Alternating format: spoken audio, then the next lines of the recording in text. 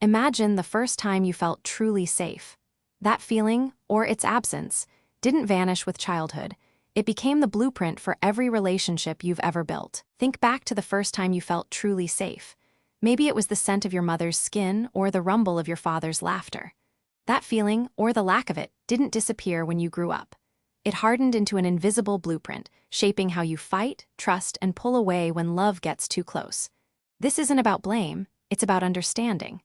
Developmental psychology reveals a direct line between our earliest attachments and our adult romantic lives. We carry our childhood into every embrace and every argument. To understand why we love the way we do, we must look backward, not to assign guilt, but to reclaim our own story. Attachment theory, developed by psychologist John Bowlby in the 1950s and 60s, explains this phenomenon. Bowlby argued that infants are biologically programmed to bond with a caregiver for survival. This bond becomes a safe base for exploring the world. Mary Ainsworth's strange situation experiment identified 3 attachment styles in infants: secure, anxious ambivalent, and avoidant. Secure children explore freely and are comforted easily. Anxious children are clingy and resistant. Avoidant children ignore their caregiver. Decades later, researchers Hazen and Shaver applied this model to adult love, finding that romantic love is an attachment process. The same dynamics, proximity seeking, separation distress, govern our adult relationships from cradle to grave. Research has refined these into 4 adult attachment styles that predict relationship behavior. Secure individuals are comfortable with intimacy and communicate effectively. Anxious, preoccupied people crave closeness but fear abandonment, often seeking constant reassurance. Dismissive, avoidant individuals value independence, suppress emotions, and keep partners at a distance. Fearful, avoidant, or disorganized attachment combines anxiety and avoidance, leading to chaotic patterns. Your attachment style isn't a life sentence. It can change with new experiences, but it's a powerful predictor.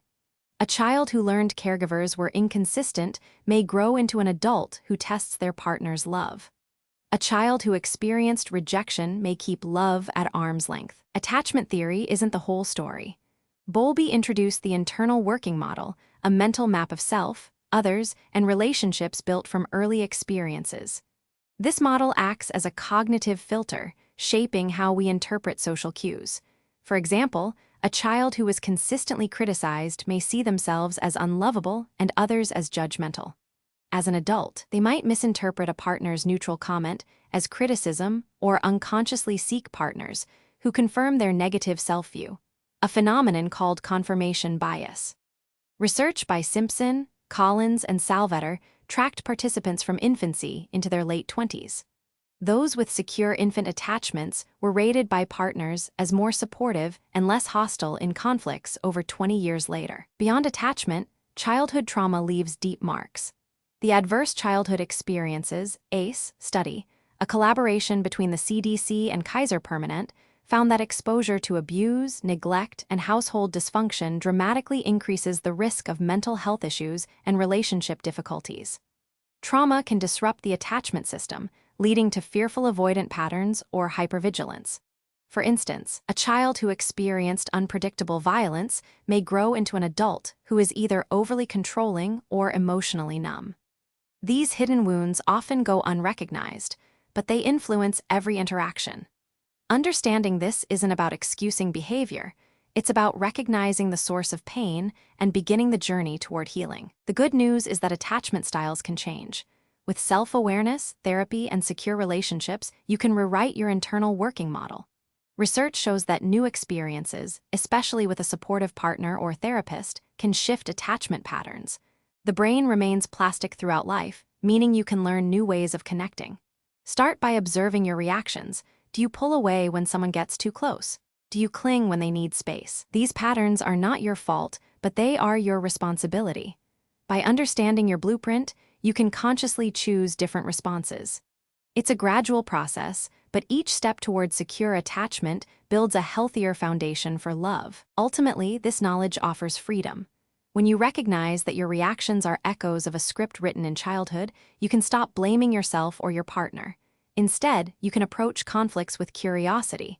Why does this feel so threatening? Or what need is being triggered? This shift from judgment to understanding transforms relationships. It doesn't erase the past, but it loosens its grip. Every argument, every moment of closeness, becomes an opportunity to rewrite your story. The invisible blueprint doesn't have to be your destiny. With awareness, you can build a new architecture for love, one based on security, trust, and genuine connection. Your past isn't your prison, it's your starting point. By understanding your blueprint, you can build relationships that feel safe, true, and free.